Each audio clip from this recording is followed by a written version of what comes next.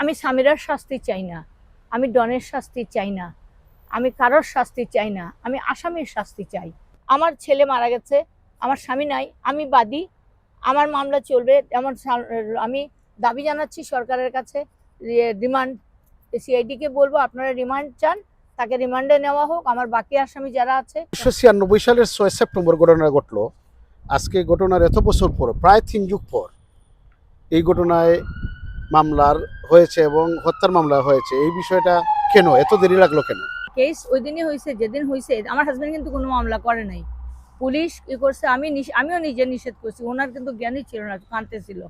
ওরা বলছে একটা সই দেন পোস্টমর্টমের জন্য, ওইটা বলে ওইটাই কিন্তু মামলার সই। ঘটনার এই হত্যার মামলা বা এই ঘটনায় কোনো মামলা না হওয়ার জন্য আপনি কাকে দায়ী করেন? ফোটানোর ঝামেলা ছাড়াই নিরাপদ পানির জন্য ঘরে আনুন পিওরিট। কল করুন 16627। এই যে খুনি গ্রুপটা, তারা প্রভাবিত। তাদের নাম কি বলা যাবে? হ্যাঁ, আজিজ মহম্মদ ভাই গ্রুপটা, এর সঙ্গে আরো কারা আছে ওরা ওই গ্রুপের লিডার কি আজিজ মাহমুদ? আজিজ মহম্মদ ভাই। আজিজ মাহমুদ কোথায় এখন? আমি জানি না। উনি কি কখনো গ্রেফতার হয়েছেন সালমান শাহ? না না, সালমান শাহর মামলায় তো সে আমার আসামি সোহেলের মামলার শাস্তি হয়েছে, কিন্তু তাকে এই করা হয় নাই। এবং এই বিষয়টা সোহেলও মারা গেছে, সালমান শাহকে কিভাবে মারা হয়েছে এটা বলার জন্য তো রাতে সোহেলকে গুলি করলো। সামিরা এখন কোথায়? আমি জানি না, এটা আমার বলে বাংলাদেশে আছে। যে দেখা যাচ্ছে না, টিভিতে দেখছেন আপনারা, যে পার্লার সে ওপেন করতেছে, শাড়ির অ্যাডভার্টাইজ করতেছে, সে বাংলাদেশই আছে, যাবে কোথায়? সে তো আপনার তার একটা বক্তব্যে আমরা দেখেছি এই টেলিভিশনে, সে সালমান শাহর মৃত্যুকে নিয়ে সে খুব তুচ্ছ তাচ্ছিল্য করে এবং এই ঘটনার সাথে বলে কেন ওনার মা, সালমান শাহর মা আমাকে কেন দোষবে, উনি নিজেই তো দোষী। এই বিষয়টা আপনি। আমি কেন দোষী হব? আর মা কেন দোষী হবে? তার সাথেও তো আমার কোনোদিন ঝগড়া হয়নি। ওই জন্য বললাম, আগে বলেছি, 3টা বাচ্চার মাথায় কসম খেয়ে সে বলে যেন যে আমার সঙ্গে একদিন এক মুহূর্ত কথা কাটাকাটি হয়েছে, কোনোদিনও না। আমার সাথে ওদের ঝগড়া হইতো।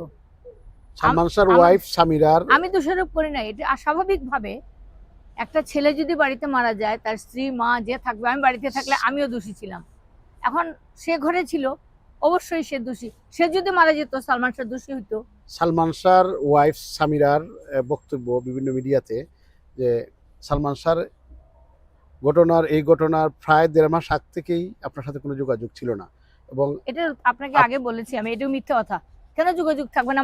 মারা যাওয়ার দিনও 827 এবং আপনি তাকে কথা হয়েছে এভরিডে। আমি শুটিং এর সময় আমার হাজবেন্ড যখন যেত, তার জন্য স্যান্ডউইচ, তারপরে পাই এগুলো বানাই দিতাম, সে বলতো, খাইতো। এই যে ডন, তারপরে ফারুক, এরা খাইছে। একদিন একটা কন্টেইনার আমি বানাই দিছি পাই, তো অনেকদিন দেয় নাই। তো একদিন বলছে, এই আমার কন্টেইনার দে, ছোট্ট একটা প্লাস্টিক কন্টেইনার। তো বলছে, কি রে দোস্ত, তুই আবার কন্টেইনার দে? বলে, এটা আমার মার জন্য কি টান, ওই কন্টেইনারটা এনে আবার আমাকে ফেরত, ওইটা এখনো আছে। সালমান শাহর মৃত্যুর কতদিন আগে আপনার সাথে শেষ যোগাযোগ ছিল তার? আমার যোগাযোগ তো রোজই ছিল। ওই যে বললাম না, সন্ধ্যে 6টা না 7টার সময় ফোনে কথা হয়েছে। আমি করছি তো, বলছে যে আম্মা 8:30টায় আসবো। আমি আর আসতে পারলো না। তো তখন সময় কি সে আপনার এখানে যায় না? এর আগেই এই ঘটনাটা ঘটছে? না না, ওরা সন্ধ্যার সময় আমার হাজবেন্ড গেলেন, বললেন 7:30 মাগরিবের পরে, বলে আমি যাচ্ছি ইমনের এখানে, কোনো কিছু খাবার দিবা? তো আমি যেন কি স্যান্ডউইচ নাকি বানিয়ে দিছিলাম। ও গেছে, যাওয়ার পরে ওখান থেকে শুটিং শেষ হয়েছে, ডাবিং শেষ হলো। তারপরে ইমনের আব্বা ওখানে নামাই দিয়ে আসতো, তার দেখা হলো না। ওখানে রাগারাগি ওদের হয়েছে। সামিরা তো পড়ে গেছে। সামিরা তো ওই যে ইমনের আব্বা যদি একটু মানে আল্লাহ বোধহয় বেকুব বানিয়ে দিয়েছিল, বুদ্ধি। গাড়ি থেকে নামার পরে বলতেছে কোথায়, একটুখানি সময় ওইদিকে কোনায় গিয়ে কার সাথে সামিরা কানাগানি করেছে। কানাগানি কথায় কে, আমার হাজবেন্ড দেখে নাই, ওটা ওনারা সাক্ষীতে মনে আছে, বলছে। তারপরে তো ভিতরে ঢুকলো, এরা প্রি প্ল্যান যে ওকে আসবে, ওকে উত্তেজিত করবে। উত্তেজিত করার উপরে গেছে, ঝগড়া করছে, সামিরা নিচে নামছে, আবার উপরে গেছে। তার টেলিফোনটা সামিরা ভেঙে ফেলছে। আমার ভাইকে সে ফোনে বলছে, আমি চলে আসবো, আমি ওকে ডিভোর্স করব। একজন ডিবির বা কারোর একজন বন্ধু তার ছিল, উনি পরে ফোনে করে পত্রিকায় লিখছে যে আমি অত্যন্ত দুঃখিত, আমি সারা জীবন এটা ভুলবো না, যে সালমান অনেক রাতে আমাকে ফোন করে বলছিল যে দোস্ত তুমি আমাকে একটু হেল্প করো, আমি বড় মহা বিপদে আছি। তখন সে বলে আমি ঘুমিয়ে পড়েছিলাম, সে ধরতে পারে নাই। পরে আর তো জানেই নাই, বলে ঘুম থেকে উঠে শুনলাম সালমান শাহ মারা গেছে। তো করেছিল কাউকে, কিন্তু ফোন ভেঙে ফেলছে, আমাদের তো জানাইতে পারে নাই। সালমান শাহ সামিরার কি উচিত ছিল না যে আমার ছেলে অসুস্থই ভালো, সে আত্মহত্যা করছে, ঝুলে আছে, ঠিক আছে, ঝুলানো টুলানো একদম বানানো, দড়িটা এমনি ঝুলানো, ওকে নিচেই তারা মারছে। মেরে গোসল করাইছে, এ করছে। আমাকে কি ফোন করতে পারতো না? পাশের বিল্ডিং এ ফোন ছিল না? দারোয়ানের হাতেও তো একটা ফোন, দারোয়ানের গেটেও তো একটা টেলিফোন আছে। তো মা বাবা কি বাচ্চার মালিক না? হ্যাঁ, আমার সাথে কথা বন্ধ হইলে, আমার হাজবেন্ড রোজ যাচ্ছে, আমার সাথে কথা বন্ধ হইলে তারা কি ধরবে না যে তোর মার সাথে কথা কস না কেন? বাপ থেকে বেশি আমার সাথে কথা বলতো, মার থেকে প্রত্যেকটা কথা আমাকে বলতো। কোনখানে ঝগড়া লাগলো, কি হইলো, কি খাইলো, বাসায় এসেই বলতো আমারে। আর ঠাট্টা করতো, এসে বলতো, নেত্রী খাবো কিছু, জলদি খানা দাও। নেত্রী ডাকতো। আপনাকে নেত্রী হ্যাঁ, আমি তার হিরু ডাকতাম, হিরো না, আমি তাকে হিরু বলতাম। তো বলতো, ও আম্মা তুমি আমাদের হিরোই বানাই ছাড়বা। তো আমি তো সালমান বলতাম না, আমি তো সুলেমান। তো এই চেত আর হাসতো, আয় খানা দিছি। নামটা তো আমি রাখছিলাম। সোহেন বলছিল সালমান খান, আমি বলি, খান কেন? চৌধুরী আছে। সালমান চৌধুরী বলে, না খানটি এটা রোমান্টিক হবে না। তো অনেকক্ষণ না বলে, একটু 10 মিনিট সময় দাও। তো সালমান শাহরিয়ার রাখো। শাহরিয়ার বলে, তাইলে বড় হয়ে যাবে। আমি তাইলে শাহ রাখ, ওই ইন্ডিয়ান ইয়ে শাহর মতন, নাসিরুদ্দিন শাহর ভক্ত আমি ছিলাম, নাসিরুদ্দিন শাহর মতন রাখ। এবং বলছিলামও সে যেন আর্ট মুভির মতোই নাম করে পরিচ্ছন্ন ছবির নায়ক হতে পারে। এগুলো বলতে বলতে আর ভাল লাগে না?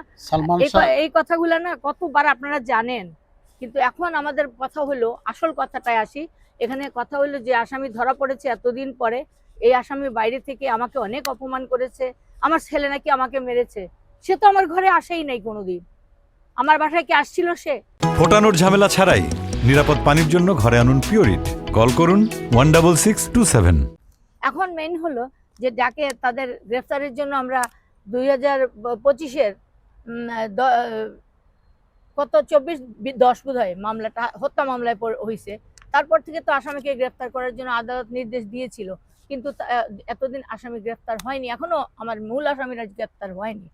যে গ্রেফতার হয়েছে তাকে রিমান্ডে নেওয়া। মূল আসামি কে? ডন। এখন তো ধরা পড়েছে সে, তারই কলিগ তাকে ধরিয়ে দিয়েছে, দীপজল।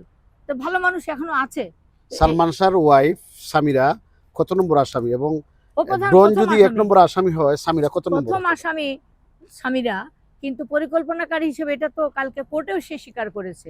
আমরা রিজভির সাক্ষীতে কোর্ট বলেছিল যে 164-এর যে সাক্ষীতে যাদের নাম আসছে তাদের নাম দিয়ে বর্তমান মামলাটা, ওই যে 24-10 হয়েছে যে মামলাটা, এটার উপরে ওই আদালতের নির্দেশে প্রথম মামলাটা হয়েছে 24-10 না 24-24-26? 24-10, এই 24-10-25-এ হয়েছে এটা মামলাটা। আচ্ছা, আমার 24-10-25 এরকমই হবে, 26-এ না। আচ্ছা, এই যে এখন আমাদের এইসব কিছু বাদ দিয়া এখন তারাই মানুষকে দিয়া অনেক কথা বলাবে। স্বামীরাও অনেক কথা বলবে। আমার ছেলের সাথে আমার কথা কোনোদিন 1 সেকেন্ডও বন্ধ ছিল না, 1 সেকেন্ডও বন্ধ ছিল না। এগুলো অবান্তর কথা, আমি ওগুলিতে যাব না।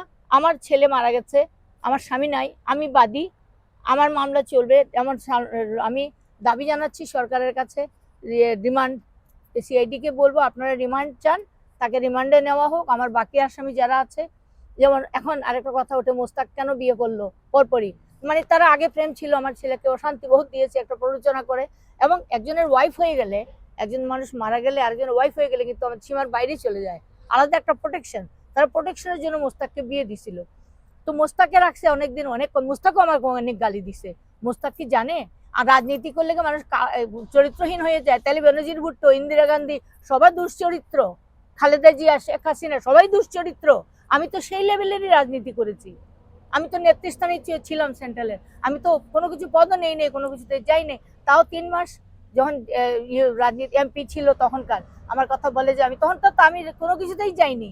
এবং এরশাদ সাহেব যখন কারাগারে ছিলেন, তার মুক্তির আন্দোলনে আমি আন্দোলন করেছি। এবং এটার জন্য আমার ছেলে প্রাউড ছিল, দেশবাসী প্রাউড, এখন পর্যন্ত আমি নিজে প্রাউড আছি। আমি তো অন্যায় কিছু করি নাই। আমি একজন নেতার জন্য তাকে আন্দোলন, এসব বলে বলে আপনারা এগুলোতে কান দিবেন না। আমি বদার করি না, আই ডোন্ট বদার। আমি কি করেছি আমি জানি। আমার মাদের আমি ওপেন টু অল করেছি। রাজনীতি কি লুকাই লুকাই করছি? তা তো করি নাই, মানুষের সেবা করেছি। তো এখন এগুলো বলে বলে স্বামীরাও চাচ্ছে আড়াল তো করতে পারবে না, পারে নাই। এখন তাকে এই যে মূল আসামি যেমন মোস্তাককে বিয়ে করছে, এখন যে ইশতিয়াক বিয়ে করেছেন, ইশতিয়াক একজন আসামিকে কেন বিয়ে করলেন? একটা কেন আসে না এখানে? সামিরার এখন পর্যন্ত কয়টা বিয়ে হয়েছে? 3টা। সালমান শাহর মৃত্যুর পর 2টা। আচ্ছা, আমি বলি মোস্তাক আর ইশতিয়াক সাহেব এত বয়স্ক মানুষ, তার বাবার বন্ধু, এখানে এটা কেন খুঁজে না কেউ? সে যেমন বলতেছে যে এই হয়েছে ওই হয়েছে, কত কিছু। তো ইশতিয়াক বাবার বন্ধু হয়ে মেয়েকে বিয়ে করলো কেন? তখন থেকে তো সামিরার বাবার সাথে তার সম্পর্কই নষ্ট। কিন্তু ইশতিয়াক সাহেব কি কাউকে কারোর দ্বারা দাবিত হয়েছে? এখানে বিয়ে করছে, তাকে প্রোটেকশন দেওয়ার জন্য পাঠানো হয়েছে, বিয়ে করে বিয়ে দিয়ে, যার জন্য তিনি জামিন নিতে চাচ্ছেন। এখন তার সম্পত্তি এবং তিনি কি করেন এটাও চেক করা দরকার, এটা আমার একটা ইয়ে। এবং তিনি কোন মোটিভে তাকে বিয়ে করছেন, করে এখন প্রোটেকশন দিচ্ছেন, উনিও কি ওই গ্রুপেরই লোক? আমি সেটাও সিআইডি কে বলবো। বর্তমান হাজবেন্ড হাজবেন্ড ইশতিয়াক, ওনার প্রপার্টি কিভাবে টাকা পয়সা আর্ন করলেন, এবং তার আগের ওয়াইফ, তাদের আগের পরিবার কোথায়? উনি তো বিবাহিত বয়স্ক লোক।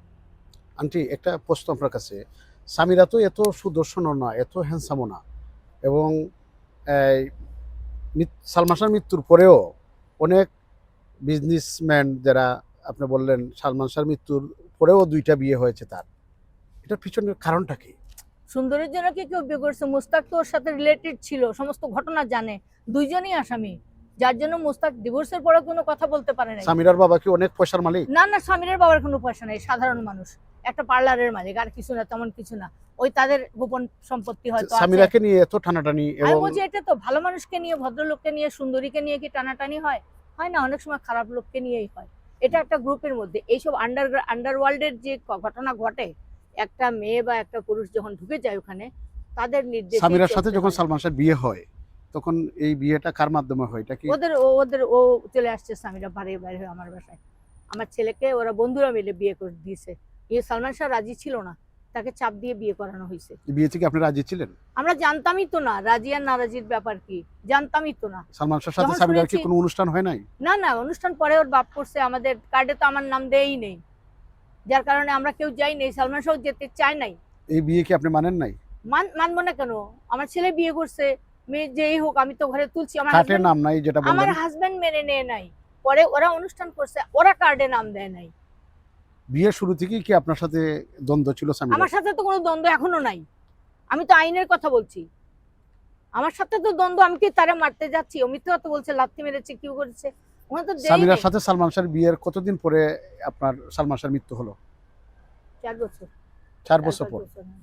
এই 4 বছরের ওদের পারিবারিক লাইফ এবং জীবন আপনার এই বিষয়ে আপনি কি জানতেন? পারিবারিক লাইফ খালি দুর্বিষহ ছিল। বললাম তো আমার ছেলে মারা গেছে, আমি আল্লাহর কাছে সাহায্য চেয়েছিলাম যে আল্লাহ ওকে তুমি সাহায্য করো, আমি তো পারছি না। তো আল্লাহ বুদ্ধে সাহায্য করছেন, মার দোয়াও কবুল করছেন, সাহায্য করে উঠাই আলামে আছে। আর কিছু বলতে পারবো না।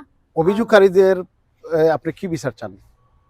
অভিযোগকারীদের কি? অভিযোগকারী কারা? না সরি, যারা আসামি, যারা গ্রেপ্তার হয়েছে, তো একজন আসামি, হত্যা মামলার আসামির কি বিচার হওয়া উচিত আপনি মনে করেন? আপনার এক্সপেকটেশন কি?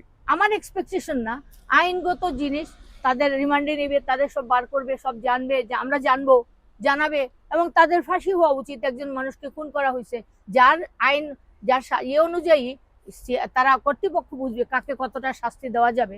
আপনার ছেলেকে হত্যার যে অভিযোগ, এই অভিযোগটা ধীরে ধীরে প্রমাণ হচ্ছে, এবং ক্রমান্বয়েই এটার চিটটা সালমান শাহর ওয়াইফ সামিরার দিকে যাচ্ছে।